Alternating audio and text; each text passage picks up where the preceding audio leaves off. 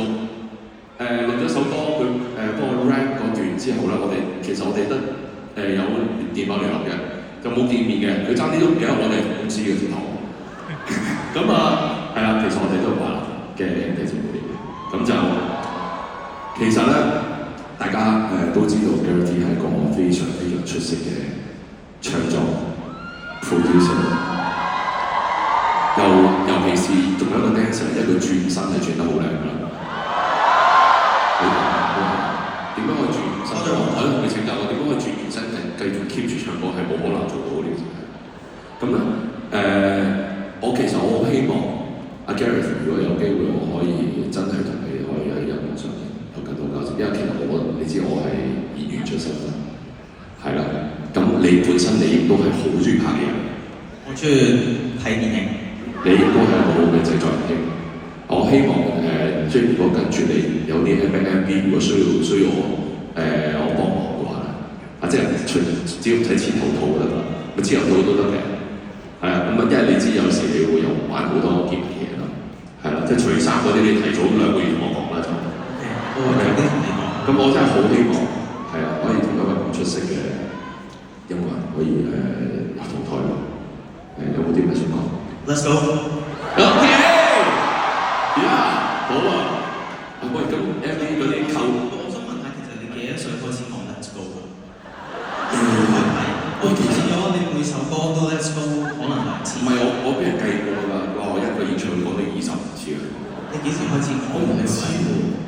我以前係唔知，我以前總之係咁咆哮咯，我同自己超啦。咁但係唔知點解係由呢個 Go with the Flow 呢個突然間變咗 Let's go 變咗口頭禪。係 Let's go with the flow。係冇錯 ，yes 冇錯，所以我哋可以做首歌就叫 Let's go 咯。下次個 concert 可以做幾高咯 ？Yeah， 好係下次歌手咧就叫 Let's go。好啦，咁即係你知 Gareth 嚟得，大家梗係唔會咁易放佢走㗎啦。即係頭先佢又唱咗一首我嘅比較大家熟悉嘅歌啦。咁大家都知 Gareth 有好多首名曲嘅，咁你想我哋即係唱多首定係我交埋台俾佢？我想我哋唱多首歌。好，哇緊張啊！係咯，喺大師面前班門弄斧啫，我覺得係。好啊，咁就都係。大家知邊首啦？應該。